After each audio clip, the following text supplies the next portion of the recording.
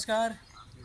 मी आज आहे सिंधुदुर्ग जिल्ह्यातील कणकवली तालुक्यातील नरडवे या गावामध्ये आहे आणि नरडवे गावातील हे एक आपणास जे मोठं असं दुकान दिसतं आहे, एकमेव असं मोठं दुकान विष्णू जनरल स्टोर हे या नरडवे जुना स्टँड येथे हे एक दुकान आहे.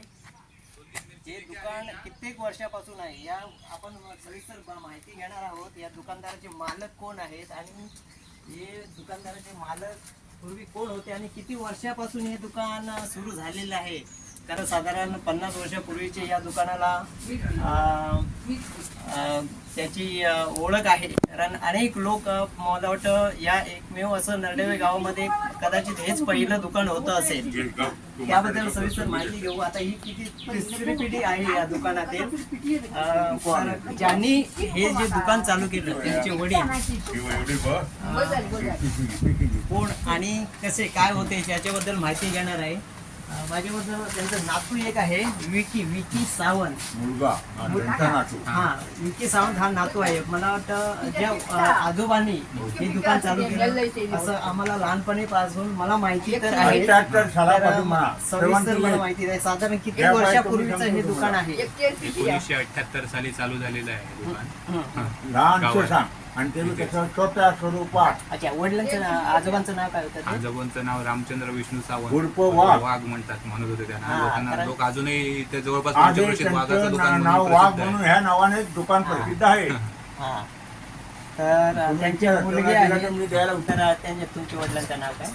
ह्यांचं नाव विष्णू रामचंद्र सावंत आणि आजोबांचं नाव रामचंद्र विष्णू सावंत. रामचंद्र विष्णू सावंत. बरं, विष्णू रामचंद्र सावंत उर्फ बाळा सावंत असेच करतात. खरं आहे त्याच. तर मला सांगा, तुमच्या वडिलांनी हे दुकान चालू केलं, ही त्यांना प्रेरणा त्यावेळी कशी मिळाली असेल? त्यावेळी आमचा मुंबईत हाच व्यवसाय असल्यामुळे समजलं इथे आम्हाला त्यांची इच्छा होती आपल्या गावी असंच काहीतरी एक लोकांना आपण अशी सेवा द्यावी. कारण ते पोलीस खात्यात असल्यामुळे ती त्यांनी जनसेवा जशी केली, नोकरी सेवा बरोबर सरकारी जशी सेवा केली तशी आपल्या गावात लोकांना त्यावेळेला सेवा द्यावी, न मिळणाऱ्या वस्तू उपलब्ध करून द्याव्या अशा हेतून ते गावी आले मला घेऊन. मी 10वी झाल्या मला ते म्हणाले आपल्या गावी आपला व्यवसाय आपल्याला करायचा आहे. अच्छा, मग मला तुम्ही किती त्यावेळी भावंड होता? आम्ही 3 भाऊ आणि 3 बहिणी. अच्छा, मग वडिलांची ज्यावेळी सेवानिवृत्त झाले त्यानंतर आले की? हो, त्यानंतर. आणि तिथून आले ते पहिलं दुकान चालू केलं त्यावेळी आले आणि 1-2 महिने त्यांनी व्हेरीफाय सर्वे केलं. समजलं गावात दुसरं दुकानच नव्हतं वंजारे म्हणून, विठोबा वंजारे शेठ. त्यांचं पहिलं एक मोठं गावात दुकान होतं. आणि हे नाही कसं लहू सावंत एक होते, लहू गोविंद सावंत त्यांचं पण होतं. पण इतर दुकानांपेक्षा तुमच्या दुकानात थोडं भरगतच वाटतं बऱ्याचशा. आता वाटते त्यावेळेला असं नव्हतं. त्यावेळेला आलो तेव्हा आम्ही चहा, शेंगदाण्याचे लाडू, फरसाण, चॉकलेट एवढंच चालू केलेलं. समजलं, असं दुकान असं नाही. आणि मग त्यात नंतर थोडं सगळं लोकांना जशा गरजा होत्या तसं ते त्यांना पुरवल्या. तरी आता तुम्ही कोणत्या प्रकारचे ठेवता आणि कसं काय ठेवता? आज आपल्याला सर्व वस्तू मिळण्याचं एकमेव ठिकाण बरोबर. मग हार्डवेअर म्हणा, भाजीपाला म्हणा, दूध, दही, तूप, सगळं आज जीवनावश्यक वस्तू. थोडक्यात एका शब्दात जीवनावश्यक वस्तू जे आज काय त्या सगळ्या गरजा पुरवण्याचं आमचं काम चालू आहे. बरोबर. त्यात काय कमी पडत असेल तरी आम्ही ते लोकांना आणून देण्याची हे करतो. आम्ही जर कुठे कमी पडतो तर सकाळी सांगलं त्याला संध्याकाळी देण्याची आमची. कोल्ड्रिंक पासून तर तुम्ही सगळंच ठेवलं? सर्व ते चपला विपला पण? हो, चप्पल, भाजी सगळं जा. बेकरी आयटम, थंड पेय, किराणा, हार्डवेअर, प्लॅस्टिक, सगळ्या प्रकारचे म्हणजे लागणाऱ्या शेतकऱ्यांच्या अवजारे, शेतकऱ्यांसाठी लागणारे अवजारे. मग आता त्यांना ट्रॅक्टर आले, त्या ट्रॅक्टरला लागणारं ऑइल, त्यांना काय लागते ते. म्हणजे अशा गोष्टी तुम्ही लोकांच्या सेवेसाठी म्हणजे लांब जाऊ सेवाही म्हणून देतोय. आणि सेवेतून फायदा हा जो तो घेणार. सेवा एवढी करणार म्हटलं फायदा मिळालाच पाहिजे. बरोबर. रोजगार आहेत, मुलं किती रोजगार आहेत, बरोबर. हो. हा, तर असं असून जर ती आमच्यासारख्यांना इथले ते मिळू शकत नाहीत, ते कणकवलीत जाऊन 7-8 हजार रुपये पगार घेत आहेत आणि इथे आमच्याकडे एक 5,000 जेवण खाऊन देत असलो तर ते तयार नाही आहे. बरोबर. मग शेवटी माणसाची हे आहे ना, आमच्या कुठच्या व्यवसाय नाही हार्ड तरुणांनी व्यवसायात उतरलं पाहिजे. आमच्याकडे इच्छा आहेत म्हणजे वाढवू शकतो, पण माणसं त्याला माणसं पाहिजे ना, हो तर. मॅन पॉवर पाहिजे, हार्ड वर्क आहे ते. हे अशा पद्धतीचे बघा थंड पेय पण ठेवलेले आहेत, अंडी आहेत, बघा. सगळ्या प्रकारची वस्तू त्यांनी एकदम आपल्या गावच्या ग्रामस्थांसाठी सगळं लांब म्हणजे लांब जायला नको म्हणून त्याने सगळं सर्व सुविधा करून ठेवलेल्या आहेत.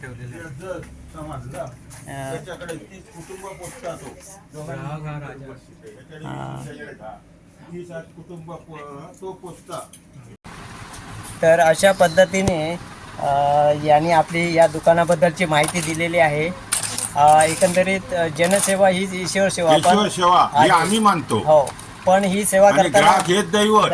बरोबर. पुढचं बरोबर. हो. तर अशा पद्धतीने ह्यांनी वडिलांनी जी दुकान जे चालू केलेलं आहे, यांच्या वडिलांचा फोटो दाखवा. तर हे होते रामचंद्र विष्णू सावंत उर्फ वाघ. सावंत यांचे वडील, ज्यांनी आता आपल्याला मुलाखत दिली आहे, उर्फ वाघ. लहान थोर अगदी त्यांना वाघ म्हणून नावाने प्रसिद्ध असं होते. बरं, ते वाघ नाव कशाने पडलं त्यांना? त्यांचा आवाज वगैरे, त्यांचा वेश सर्व म्हणजे त्यांची बॉडी म्हणा, वेश म्हणा, त्यांचं बोलण्याचं हे ते प्रभुत्व होतं. त्या बोलण्यातल्या प्रभुत्व आवाज मोठ्याने असल्यामुळे आणि असं टाका त्यांना वाघ सांगू नाटात त्रिंबक सावंत. हा, आणि त्यांचं डेप्युटी दादा समजलं. ह्या दोघांनी, ह्या दोन त्याच्या सरपंच आणि उपसरपंचांनी नाव ठेवलं आहे. ते जगप्रसिद्ध त्यांनीच केलं त्यांना. अच्छा, बरं. हे वाघ हे नाव त्या लोकांनी ठेवलं. हो, त्या दोन्ही त्यावेळेच्या सरपंच आणि असलेले उपसरपंच ह्या दोघांनी. ह्यांचा आवाज मोठा असल्यामुळे दुकानात इथे बोलले तर ग्रामपंचायत आवाज जायचा, समजलं. त्यामुळे कोण वाघ बोलतो असं ते बोलत गेले. सर्व लोकांनी. सरपंचाचं नाव काय म्हटलं? दादा पटेल. दादा पटेल आणि डेप्युटी दादा सुंदरवाडी. आता सुंदरवाडी आता धोंडू पूर्ण नाव तर दादा म्हणायचे. यांच्या बरोबरीचे जे होते ते त्यांच्या वडिलांच्या बरोबरीचे असल्यामुळे त्यांना त्यांचं वक्तृत्व पाहून किंवा त्यांचं बोलणं कसं, आचरण कसं हे बघून त्यांना वाघ ही पदवी दिली. वाघ ही वेगळी एक पदवी दिलेली आहे. जर कॅमेरामॅन इकडे एकच जरा त्यांना अशा पद्धतीने तिकडून सर्व कॅमेरा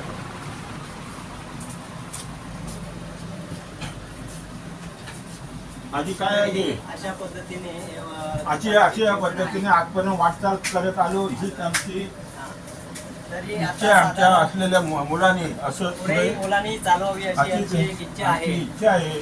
तर आता ही तिसरी पिढी आहे. बरोबर. होय ना? हो. आता तुमचा मुलगा विकी हा सांभाळतो आहे सध्या. हो सर, हो. अगदी व्यवस्थित. तुम्हाला मुलं किती? 2 मुलगे, 1 मुली. एक डॉक्टर आहे, दोन्ही आहेत. एक डॉक्टर आणि मुलगी पण डॉक्टर. हा मुलगा त्यांचा आहे. मुलगाही आता त्यांची बाजू सांभाळतोय. त्यांचं पुढचे जे भविष्यात जे होणार हे त्यांच्याच हातात असेल कदाचित, विकी यांच्या.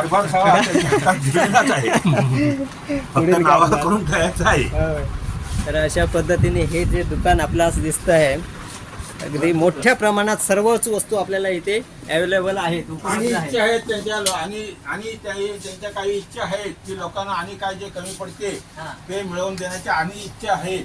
पुढे कॅमेरामॅन अजून इच्छा कोणत्या आहेत अजून? ज्या काय लोकांना अजून आम्ही अपुरे आहोत, बरोबर. आम्ही ज्या गोष्टी अपुऱ्या आहोत त्या अपुऱ्या करण्याची आमची इच्छा आहे. अच्छा, लोकांसाठी लोकांना जास्तीत जास्त पळायला लागता कामा नये बाहेर. कारण आता पेट्रोल मागलं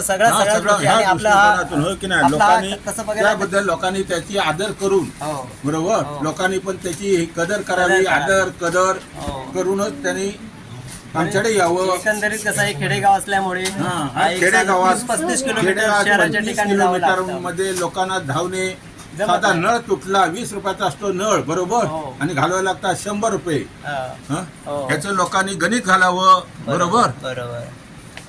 मग अशा वेळी 20 रुपयाचा जरी आपण 25 ने लावला तरी लोकांना हो, परवडतं. लोकांना वस्तू मिळणं गरजेचं आहे. बरोबर. तर ही अशी ही एक जनसेवा, ही ईश्वर सेवा समजून हे दुकान भरपूर झाला. ह्या आपल्या नरडवे जुन्या स्टँड येथे चालू आहे. तरी ग्राहकांनी त्यांना आधी ह्या द्या. ग्राहकांना या संधीचा इथे येऊन लाभ घ्यावा, कारण सगळ्याच प्रकारचे त्यांना ज्या वस्तू लागतील, अगदी चपलापासून प्लॅस्टिक पासून अगदी हार्डवेअर, लोखंड बिखंड वगैरे सगळं इथे मिळत आहेत. म्हणजे लांब जाण्याची गरज नाही आहे. अशा पद्धतीचं हे एकमेव असं दुकान नरडवे गावामध्ये आहे.